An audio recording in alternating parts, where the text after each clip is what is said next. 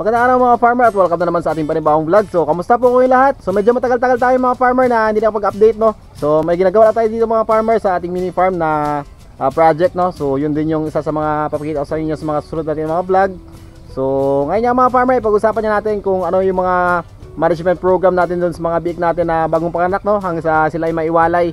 So, napaka-importante kasi mga farmer na meron tayong ginagawa na magandang programa para sa ating mga biik, lalong-lalo na sa mga sumususo or sa mga bagong panganak hanggang sa sila ay maiwalay. So kapag maganda yung paglaki ng ating mga big mga farmer, syempre mabilisin natin sila na maibebenta.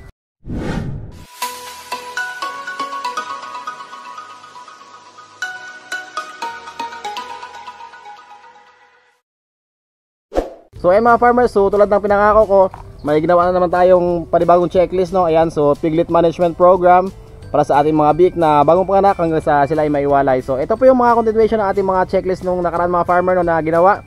So katulad na lamang ng zoo management checklist kung paano natin ma-monitor yung ating mga inahin kapag buntis na sila. At the same time ay ganun din yung feeding guide and medication program dun sa buntis at mga nanganak na mga inahin. So sa mga bago pa lang din sa channel ay huwag limutang mag-subscribe at pagsama na rin yung notification bell para lagi po kayo updated sa mga gagawin pa rin mga videos, mga tips and tutorials at iba pang mga farming ideas na kung saan ay pwede yung pagkakitaan. So ngayon mga farmer, pag-usapan niya natin, no, kung ano yung mga programa na ginagawa ko sa aming mga biik. So disclaimer lang tayo. So base lang po ito sa experience at mga na-research ko tungkol sa pag-alaga ng mga biik. So nasa sa inyo na yung mga farmer kung susundin niyo at kung meron man kayo mga farmer na talagang sinusunod na mga programa at talagang effective naman po para sa inyo, ay doon na lang tayo mga farmer at huwag na natin baguhin at baka magkaroon pa tayo ng problema. So tara mga farmer, isa-isahin natin kung ano yung mga programa na pwede natin ibigay sa ating mga biik para masigurado natin na talagang maiwalay natin sila na malulusog at malalaki at syempre mabilis natin sila maibenta. Let's go! Sa araw ng panganak na ating manahin mga farmer ay kailangan natin silang i-assist para sa ganun ay maiwasan natin yung pagkaipit or di kaya pagka-suffocate ng ating mga biik at magre-resulta yung mga farmer sa kanilang pagkamatay. So pagkalabas ng ating mga biik mga farmer, kinakailangan na punasan agad natin sila ng tuyo at malinis na basahan at alisan natin or tanggalin natin yung mga nakabalot sa kanila para hindi masuffocate yung ating mga biik at syempre mapatuyo agad natin sila. Kinakailangan din mga farmer na bago manganak yung ating mga inahin ay nakaready na yung ating brooding lamp, no? So ang mga biik kasi natin mga farmer ay galing sila sa mainit na temperatura at lalabas sila sa medyo malamig na paligid. So lalo na mga farmer kapag gagabi or madaling araw sila manganak, so dapat nakaready na yung ating brooding lamp. So pagdating naman mga farmer sa tamang temperature ng ating brooding lamp ay dapat nagre-range yan ng 28 to 32 degrees centigrado, no? At yan po yung kinakailangan ng ating mga biik para sa ganun ay ma-maintain natin yung init na kailangan nila. At the same time ay para tuloy-tuloy yung kanilang pagdede at walang istorbo sa first 24 hours ng kanilang pagdede. Kapag malamig ang sa ating mga biik mga farmer ay magresulta yan sa kanilang pagkakasakit, no? Kagaya ng pagtatae. At yan yung isa sa mga matinding problema na pwedeng dumating sa ating mga biik. Kinakailangan din mga farmer na pagkalabas ng ating mga biik at napunasan na natin sila ay papadidein agad natin sila para makuha nila yung colostrum na galing sa gatas ng kanilang ina. At yun yung isa sa mga importanteng nutrients mga farmer na pwede makuha ng ating mga biik on the first 12 to 24 hours sa kanilang pagdede sa gatas ng kanilang ina. So ang colostrum mga farmer ay nagtataglay ng mga antibodies na kung saan ay makatulong sa ating mga biik para palakasin yung kanilang resistensya at malayo sila sa sakit. So dapat po in the first 24 hours ay wala talagang disturbo or distraction na mangyayari sa kanila para makuha talaga nila yung lahat ng colostrum na andun sa gatas ng kanilang nanay. Kapag nasigurado na natin mga farmer na nakuha na ng ating mga biik yung colostrum na andun sa gatas ng kanilang nanay ay sa day 1 mga farmer dito na natin ginagawa yung pagputol ng buntot, pagputol ng ngipin at pagputol ng puso dun sa ating mga biik. Kinakailangan din na maglagay tayo ng mga wound spray mga farmer or iodine dun sa mga sugat na ginawa natin para sa ganun may iwasan natin yung pagpasok ng mga mikrobyo na posible maging sanhi ng pagka-infeksyon ng ating mga biik. So kinakailangan din mga farmer na mag-inject tayo ng mga antibiotic para sa ganun may iwasan natin yung mga infection na pwedeng dumapo sa ating mga biik. So pwede tayong gumamit mga farmer ng oxytetracycline, no? So yan po yung generic name ng ating antibiotic na gagamitin. So pwede tayong gumamit ng mga Alamycin LA, Terramycin LA at marami pang iba. So 0.2 ml lang mga farmer yung ating i-inject sa kanila kasi nga medyo maliliit pa lang yung kanilang katawan. Sa unang linggo din ng ating mga biik mga farmer ay di natin maiwasan, no, na makakaranas sila ng pagkakasakit kagaya ng pagtatae. Dulot yan mga farmer ng malamig na panahon or di kaya ay kawalan ng gatas ng ating mga inahin. So pwede tayong maghalo mga farmer ng Apralite doon sa kanilang painoming tubig para sa ganun may iwasan natin yung mga stress na pwedeng dumapo sa kanila at posibleng magkakaroon sila ng sakit. Doon mga farmer sa mga inahin na nawawalan ng gatas ay pwede rin tayo mag-inject ng antibiotic, no? So kaparehas siya mga farmer sa ina-inject natin sa mga biik. So 10 ml naman mga farmer yung ina-inject natin sa kanila, intramuscular yan. So ginagawa natin yan para makaiwas tayo sa MMA or pagkawala ng gatas ng ating mga inahin. Kapag marami naman ating mga biik mga farmer ay talagang kukulangan yung kanilang gatas no, mula sa kanilang nanay. So pwede tayong gumamit mga farmer ng mga milk replacers no, kagaya ng pork oat milk or di kaya milk colac. So makatulong sa mga farmer para maging sapat pa rin yung gatas na maibibigay natin doon sa ating mga biik. So gagawin lang natin yung mga farmer yung pagbibigay ng mga milk replacers hanggang sa matuto ng kumain yung ating mga biik ng solid feeds. Sa ikatlong araw naman ng mga farmer ay dito natin ginagawa yung pagbibigay ng iron no, sa ating mga biik. So ang mga biik natin mga farmer ay pinapanganak sila na may iron sa kanilang katawan na umabot lamang ng 3 hanggang 4 na araw. So kinakailangan na mag-inject tayo mga farmer ng iron sa ika 3 days ng ating mga biik. Ang pagbibigay naman ng iron mga farmer, inuulit natin yan sa ika 14 days ng ating mga biik. So ginagawa natin yan mga farmer para makaiwas tayo sa anemia no, or pamumutla ng ating mga biik at magre-result tayo mga farmer sa pagkabansot ng ating mga biik at mabagal yung kanilang paglaki. Sa ika 4 hanggang 5 araw naman mga farmer ay dito natin ginagawa no, yung pagtuturo ng pagpapakain ng feeds doon sa ating mga biik. So pwede tayong gumamit mga farmer ng mga booster feeds or di kaya yung mga feeds na may milk formula.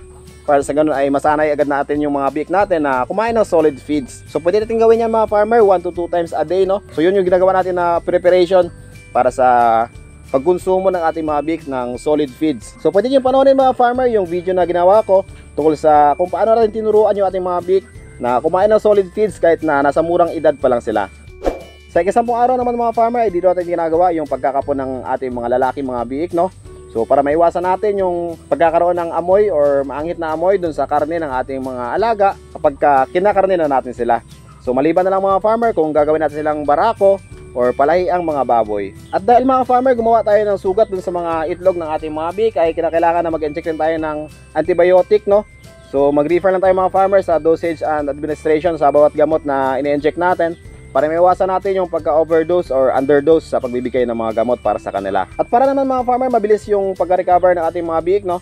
Kapag kinakapon natin sila ay pwede tayo mag-inject ng mga B-complex no, kagaya ng Bilamil or di kaya Bexan SP.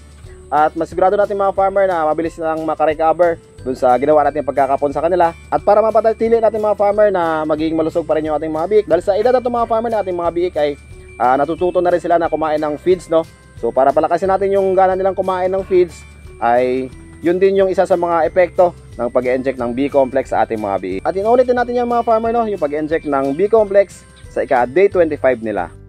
1 week naman mga farmer bago tayo magwalay ay ginagawa natin no, yung preparasyon sa kanila or sinasanay natin yung ating mga biik sa araw ng kanilang walay. So may ginawa akong video yung mga farmer at tinawag ko yan na 3-day rule no. So 3 araw na sinasanay natin yung ating mga biik para sa ganun ay makaiwas talaga tayo sa pagkakaroon nila ng stress at masaray na sila sa pagwawalay natin na gagawin sa kanila. So nakadepende niyan sa ating mga farmer no kung ano yung sinusunod natin na araw ng pagwawalay no. So meron kasing gumagawa ng 30 days or di kaya 45 days. So nasa sa inyo na yan mga farmer kung ano yung susundin natin at kung ano yung nakasanayan natin. Sa araw naman ng walay mga farmer para maiwasan natin yung pagkakasakit ng ating mga biik na dulot ng stress na pwedeng dumapo sa kanila ay pwede tayong maghalo mga farmer ng mga Apralyte or di kaya ay electrolytes dun sa painuming tubig nila. Para sa ganun ay palakasin yung kanilang resistensya at the same time ay mailayo natin sila sa sakit na pwedeng dumapo sa kanila. At dahil sa solid feeds na yung kinakain ng ating mga biik mga farmer sa panahon ng kanilang pagwawalay ay pwede tayong maghalo mga farmer ng digestive aid no, sa kanilang painuming tubig pa rin. So makatulong yan mga farmer para palakasin yung digestion ng ating mga biik dahil nga solid feeds na yung kinakain nila. 5 days after walay mga farmer ay dito na natin ginagawa yung pagpupurga sa kanila. So ginagawa natin yung mga farmer para maalis or mapatay natin yung mga bulate or di kaya parasites dun sa katawan ng ating mga biik para tuloy-tuloy yung kanilang paglaki at walang hadlang sa improvement dun sa katawan nila. So ngayon mga farmer, pag-usapan natin yung vaccination program na ating gagawin dun sa ating mga biik no. So magkaiba po yun mga farmer, yung immunization at saka vaccination program na ating gagawin. So yung immunization ay para palakasin natin yung resistensya or immune system ng ating mga biik kagaya ng pag-inject ng iron, pag-inject ng mga vitamins kagaya ng Bilamil or di kaya ay Bexan SP. Sa vaccination program ng mga farmer, ginagawa natin yan para makaiwas tayo sa mga kumakalat na mga sakit no, or sa mga malalang sakit kagaya ng pneumonia, hog cholera. At di ko lang alam mga farmer kung may vaccine na kayo ng ASF no. So yung tatalakayin na natin mga farmer ngayon ay tungkol lang dito sa dalawa na to no. So yung pang anti-pneumonia and then yung pang anti-hog cholera. So sa ika-day 7 mga farmer, ginagawa natin yung pag-inject ng mycoplasma no. So pangontra po yan sa pneumonia or pagkakaroon ng mga sipon, ubo, at iba pang mga respiratory problems ng ating mga biik. So inuulit na natin yung mga farmers sa ika-day 21 lang, no?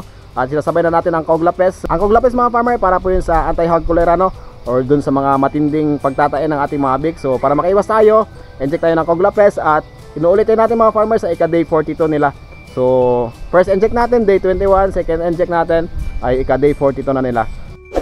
So para naman po makasigurado yung mga farmer na talagang effective yung gagawin natin ng mga vaccination program dun sa ating mga biik ay kumontak tayo mga farmer ng mga expert or di kaya ay mga veterinaryo na malapit sa inyong lugar. Panasagan ay masigurado natin na tama yung dosage na ating maibibigay at maiwasan natin yung pagkakaroon ng problema. Kasi nga yung vaccination program mga farmer ay isa yan sa mga critical na ating ginagawa doon sa ating mga biik, lalong-lalo na doon sa handling ng mga gamot para po doon sa vaccine na ating gagamitin.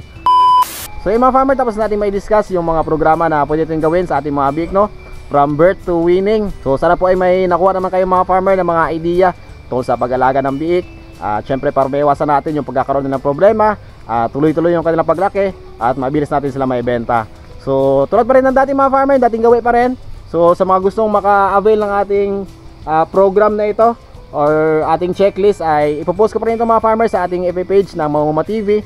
So yung gawin nyo lang mga farmer ay follow nyo lang yung ating Facebook page at mag-message po kayo doon at sisend ko po sa inyo yung files.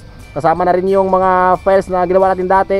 At nagpapasalamat tayo mga farmer at malaki daw na tulong para sa kanila, lalong-lalo na sa mga baguhan at nagsisimula pa lang sa pag-alaga ng mga inahin, mga baboy at mga biik. So ayan, so bago tayo magtapos mga farmer, ay gusto ko munang magpasalamat sa inyo sa walang sawang suporta na binibigay sa aking channel. So kahit na medyo matagal-tagal tayo mga farmer na hindi nakapag-upload at hindi nakapag-update sa ating mga alaga, ay andyan pa rin po kayo at tumatangkilik sa ating mga videos. So bago tayo magtapos mga farmer ay shoutout muna tayo sa ating mga sulit na subscribers, sulit na supporters na lagi nag-aabang. So shoutout kay Sir Eddie and Lisa Mauricio, no? From Dinalungan, Aurora. Palagi yan na nanonood mga farmer. Ganon din kay Ma'am Jesslyn Isalioso, kay Ma'am Josephine Namok, kay Sir Efren Beato, kay Flame ng Batan Aklan. Ganon din kay Ma'am Tessie Headley ng Pututan, Iloilo, kay Mikay ng Antique, kay Sir Luis Dagyo. Ganon din kay Ma'am Stephanie Dagyo, isa sa mga humingi ng checklist natin tungkol sa pag-alaga ng inahin. Ganon din kay Sir Dirk Pido at kay Herminia Mabunga ng Oriental Mindoro. At pa-subscribe na lang mga farmer at bisita sa mga YouTube channel nila Bicolana Vlog, Boss Wilson TV, kay Ma'am Lynn from D, kay Tinigban Farm TV, kay Sir Raf Ramal Vlog. Ganon din kay Denskis Farm at kay Provinciana. So yung mga farmers, sa mga gustong magpo-shoutout ay comment lang kayo sa ating comment section para sa kanila may shoutout kayo sa ating mga next vlog. At abang-abang ulit mga farmers sa mga iba pa nating mga videos na gagawin. So medyo marami-rami ito tayo mga farmer na pwedeng ma-share sa inyo. So abangan nyo yung mga farmer. At sa mga hindi pa nakapag-subscribe mga farmer, ipa-subscribe lang din ako. At pakisama na rin yung notification bell para lagi po kayong updated sa mga gagawin pa rin mga videos, mga tips and tutorials at iba pang mga farming ideas na kung saan ay pwede yung pagkakitaan. So hanggang sa muli mga farmer, happy farming!